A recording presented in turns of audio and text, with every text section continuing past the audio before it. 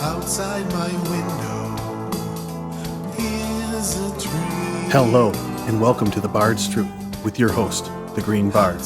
This is Lemongate 9, Illyrio and Varys, Shifting Plans, Killing Hands. Thus far in the series, we've covered how George R. R. Martin switched the real location of the House with the Red Door in Tyrosh to the false location in Braavos. We theorized that Dany and Viserys' time in the house was sabotaged by Illyrio Mopatis and Varys in a conspiracy to put Aegon onto the Iron Throne, while foiling Dorne's plot to support Viserys. We also discussed how the 4 loyal men that rescued Dany and Viserys from Dragonstone were a product of a third conspiracy made up of the survivors of the Battle of the Tower of Joy.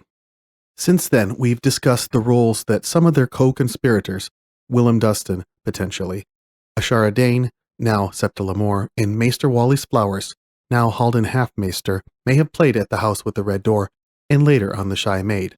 Last time we talked about how Illyrio and Varys used them as pieces in their conspiracy, even while they self-promoted to players.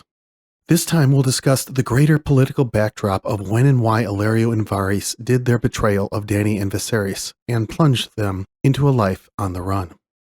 As Illyrio said to Tyrion in A Dance with Dragons, Viserys nearly ruined years of planning by trying to sneak into Dany's room the night before her wedding to Khal Drogo.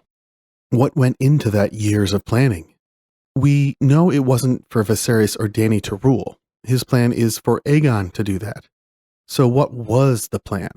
George mocks himself while recapping the plan in this humorous passage with the captains of the Golden Company in John Connington's POV in The Lost Lord. The plan? Which plan? Said Tristan Rivers. The fat man's plan? The one that changes every time the moon turns? First, Viserys Targaryen was to join us with 50,000 Dothraki screamers at his back. Then the beggar king was dead, and it was to be the sister, a pliable young child queen, who was on her way to Pentos with 3 newly hatched dragons. Instead, the girl turns up on Slaver's Bay and leaves a string of burning cities in her wake. And the fat man decides we should meet her by Volantis. Now that plan is in ruins as well. I have had enough of Illyrio's plans. Robert Baratheon won the Iron Throne without the benefit of dragons. We can do the same. I like how George is poking fun at himself for gardening his way into the current plot while restating the plots we would have had if not for all the twists and turns in A Game of Thrones, A Clash of Kings, and A Storm of Swords. In the last episode, I did hint that Dany's backstory definitely evolved from when George wrote A Game of Thrones to when he wrote A Clash of Kings. More importantly, I think what he is also doing here is presenting us, readers, a poorly understood version of the plan from an unreliable narrator, Tristan Rivers. If anyone in the Golden Company had something close to full knowledge of Illyrio's master plan, it was not Rivers. It could only be the deceased Miles Toyne. In this same scene, it's made clear that Toyne's replacement, Harry Strickland, is not fully abreast of the fat man's plans either. Rivers seems to think that they would have joined Viserys and his Dothraki army, but that is contrary to what readers generally assume Illyrio's plan to be, as follows. Viserys was supposed to invade Westeros, be hated as an invader and colonizing force with a barbarian army of savages. Then, as Viserys was taking the realm down the tubes, Aegon would parachute in with the conquering heroes of the Golden Company, returning home to save the realm. Dany hatching dragons was a separate plot, and one I don't think Illyrio expected to succeed, but certainly marrying Dany to Aegon was and is Illyrio's plan, to settle any questions of succession and legitimacy. He may not know about Jon Snow. This point in time, when Aegon goes west preceding Dany, is clearly when Illyrio's plans completely unravel. The cheesemonger and the spider will be scrambling when they receive word of it. Indeed, we see in the end of A Dance with Dragons that Varys panics and kills Grandmaster Pycelle and Kevin Lannister in a bid to weaken the Tyrell-Lannister alliance ruling King's Landing, putting the unhinged Cersei back onto the throne. I must admit, Mad Cersei is a fit substitute for Mad Viserys. Both are unhinged, paranoid, and not nearly as capable as they think they are.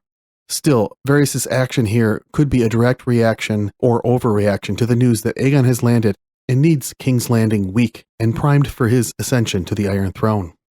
Ironically, like Varys, George may regret killing Pycelle at the end of that chapter. In Essos, Illyrio will likewise be realizing that Jon Con has gone rogue. and he'll be scrambling to bring Dany into the fold to avoid the disaster of another Targaryen civil war, Dance of the Dragons 2.0. With his side, Aegon having 0 actual dragons, as Strickland so eloquently pointed out in the prior quote. Of course, the insertion of Arianne Martell into Aegon's story might make Illyrio's effort in vain. Compounding this, did I mention there is a double agent Maester Wallace equals Halden embedded in Jon Khan's command structure? A man who plotted Robert's rebellion to depose the Targaryens in the first place, a viper poised to strike at any Targaryen cause with his first chance at sabotage? But I digress. If that wasn't the plan, and that scene was the moment the plan truly spun out of control, what was the plan, and when and how was it enacted? I mentioned some of the points of it already, but let's go back to the beginning to show their other key actions in enacting this plan. First, Varys deceives his way onto Aerys' small council in the years after the defiance of Duskendale, likely a few years before the tourney at Harrenhal in 281 AC, which is in turn 2 years before the end of Robert's rebellion in 283 AC. If A Dance with Dragons begins in 300 AC, that means there has been at least 20 years of planning to place Aegon onto the throne when Illyrio speaks of the plans to Tyrion. Sir Barristan gives us the first glimpse of Varys sowing discord in House Targaryen in The Kingbreaker. Old Lord Went had announced the tourney shortly after a visit from his brother, Sir Oswell Went of the Kingsguard. With Varys whispering in his ear, King Aerys became convinced that his son was conspiring to depose him, that Went's tourney was but a ploy to give Rhaegar a pretext for meeting with as many great lords as could be brought together. Aerys had not set foot outside the Red Keep since Duskendale, yet suddenly he announced that he would accompany Prince Rhaegar to Harrenhal, and everything had gone awry from there. Now, I have said it before, and I'll say it again, Aerys was right to be paranoid, because there really were plots against him. I have no doubt that what Varys told Aerys truly was Rhaegar's plan. Regardless, Varys motivating Aerys to go to the tourney in this way is clearly meant to weaken Rhaegar, a more sane option to Aerys, and probably more capable, but it can be seen as a plot against the Targaryens overall. Barristan said it in that quote, "Everything had gone awry from there." This is Varys' opening gambit in the game of Scythe-ass. But wait, what? Aegon isn't even born yet. How is that their plan? Well, yeah, that's what I've been working toward. Aegon, whether he's Rhaegar's son or not, is a pawn being employed in Varys and Illyrio's plan to gain power. As far as it goes, the power is the prize, the politician is expendable. To that end, it is not material whether Aegon is a Targaryen, a Blackfyre, a Dragonseed, or the son of a Lysene Lady of the Night. To magisters like Illyrio, read oligarchs, Dany's and Jon's parentages don't matter at all. It's only what they can do for the magisters that matters. Under that light, they might have used Viserys as their dragon of choice if Varys and Illyrio thought he could deliver for them. I'd say they decided he couldn't because of 2 issues. 1, his bent toward madness, being his father's son, and 2, because the Dornish, with the marriage pact to Arianne, would be better served by Viserys III. We'll not analyze the plan much through Robert's Rebellion, except to say that Rhaegar and Aerys, as pieces that were deemed of non-value to Illyrio's plans, were both removed from the board in events that put the Maester conspiracy and Illyrio and Varys' conspiracy, with like interests at this time, the downfall of the Targaryen regime. If you want more on Varys' actions at the end of the rebellion, John Greenwood makes a pretty good case that Varys was the one that let the Lannisters into the Red Keep at the end of the Sack of King's Landing. So Varys retains his position at court to ready it for the ascension of their new puppet, while Illyrio moves his pieces around the board in Essos. For 4 years or so, Illyrio either doesn't know of Dany and Viserys' whereabouts or is content to leave them as they are. I discussed the many events of this time in episode 2 of the series, but at the time when Dany and Viserys were unhoused, something big happened in Westeros, Balon Greyjoy's rebellion, which was quashed in 289 AC, when Dany was approximately 5 years old. That is not a new idea from the fandom, many have said it before, but the quelling of Balon Greyjoy's rebellion seems to have been a catalyst for the Targaryen children being expelled from the house with the Red Door. Why? The main reason is pragmatism. The players in these Targaryen plots, Braavos, Pentos, and Illyrio, Tyrosh, and Dorne, all recognized together that the Baratheon Arryn, Tully, and Stark alliance was still very strong in the way they dealt with the Greyjoy rebellion. So these players knew that they couldn't install a puppet in the near future. Add the power of House Lannister, it was clear that Robert's regime was there for the long haul. In effect, it also meant that Viserys Targaryen, with the baggage of their worry he'd be his father's son, was no longer of interest to them as a pawn or puppet to place onto and control the Iron Throne to replace Robert in a fractured Westeros. The Iron Throne was strong, and Viserys wasn't a compelling figure to rally around. He was no Daemon Blackfyre. Few could describe him as the better man.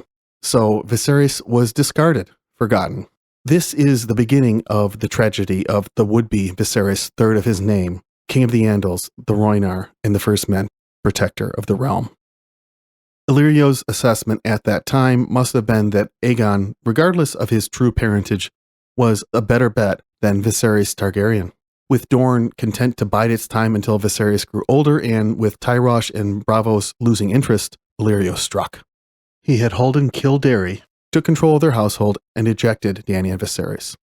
As I mentioned earlier, Illyrio's plan for Viserys would be as a decoy to prime Westeros for Aegon's return. Viserys would return with the Dothraki army and cause havoc in the realm, only for Aegon to save them from him and ascend to the Iron Throne as House Targaryen's true heir. To get Viserys ready for the role, Illyrio needed him desperate and crazy. To wit, I submit to you that the ensuing years of running from place to place, to lukewarm and eventually cold welcomes, is exactly Illyrio's plan. I also think that the hired knives from Robert were also a ploy of Illyrio's in order to break Viserys' spirit and make him desperate. It worked.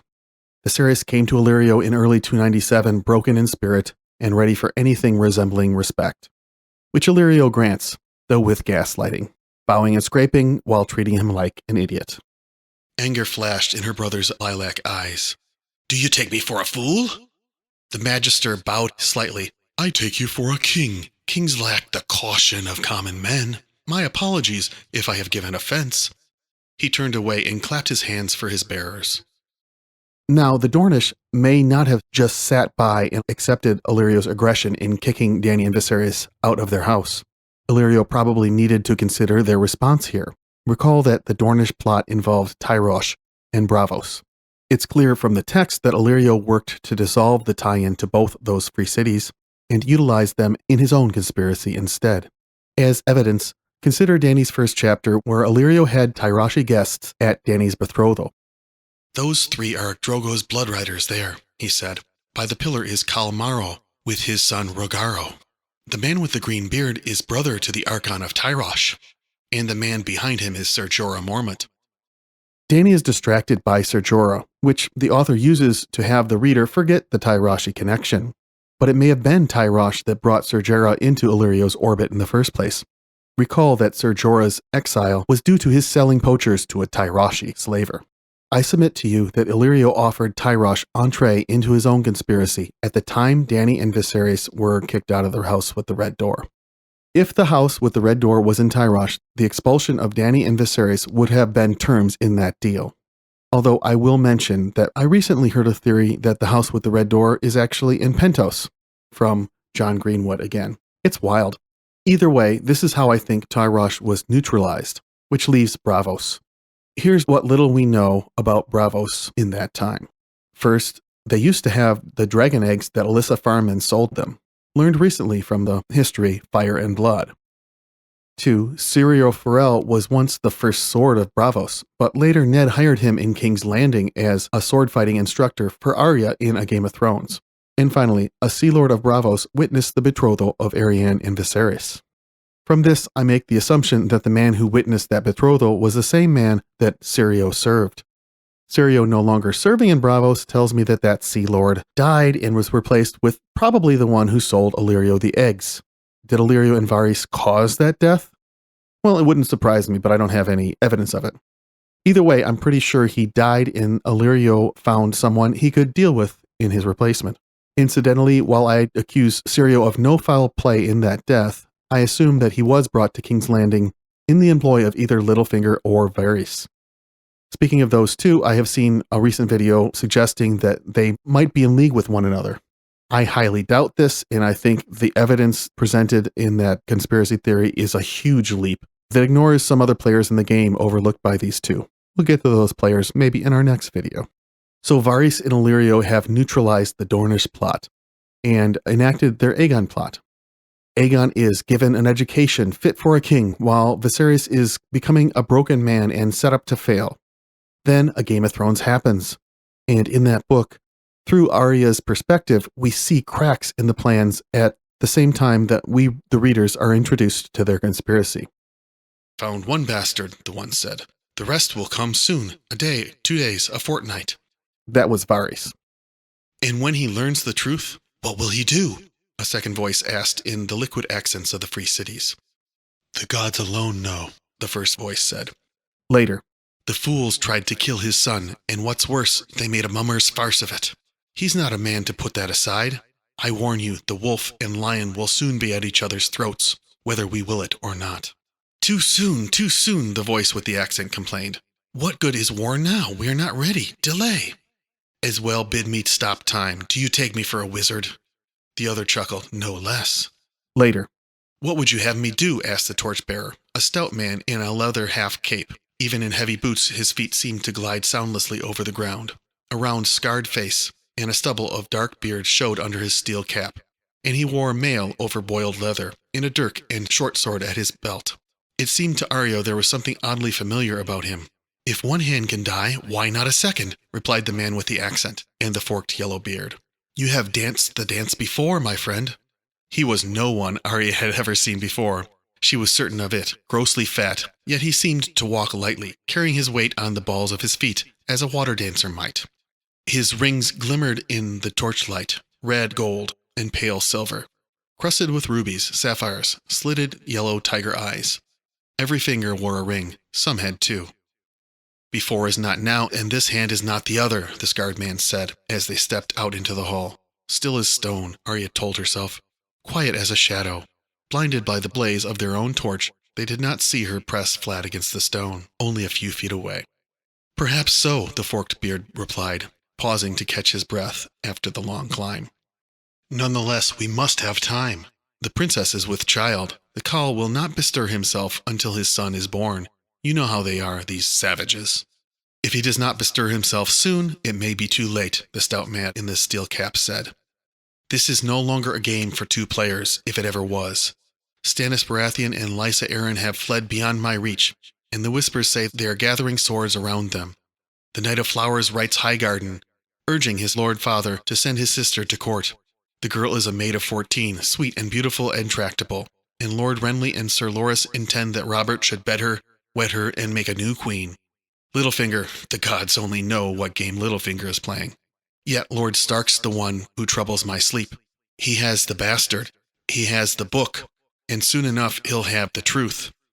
And now his wife has abducted Tyrion Lannister, thanks to Littlefinger's meddling. Lord Tywin will take that for an outrage, and Jaime has a queer affection for the imp. If the Lannisters move north, that will bring the Tullys in as well.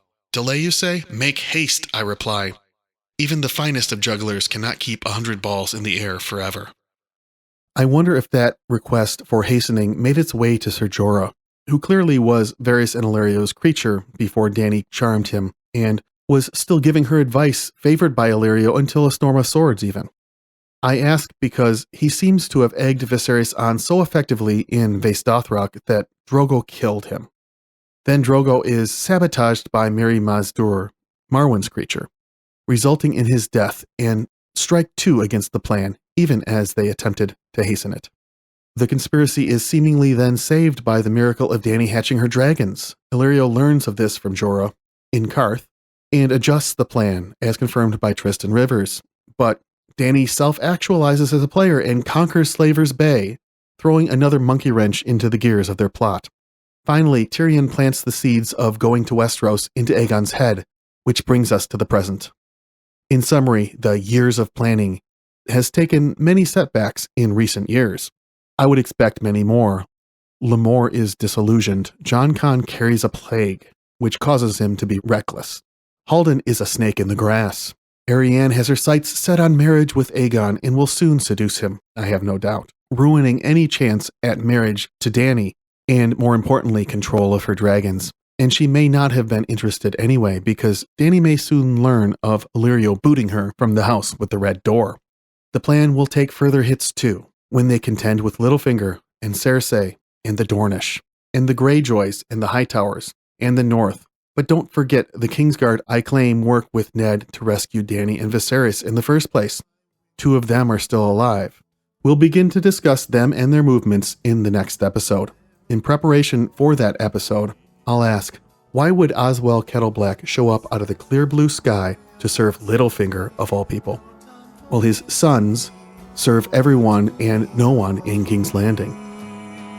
We'll talk about it next time. Peace.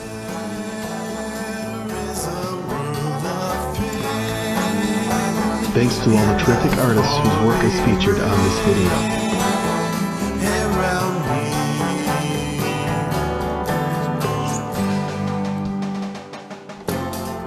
Outside my window is a tree. If you enjoy this content, you can also consider Outside my supporting us on window Patreon.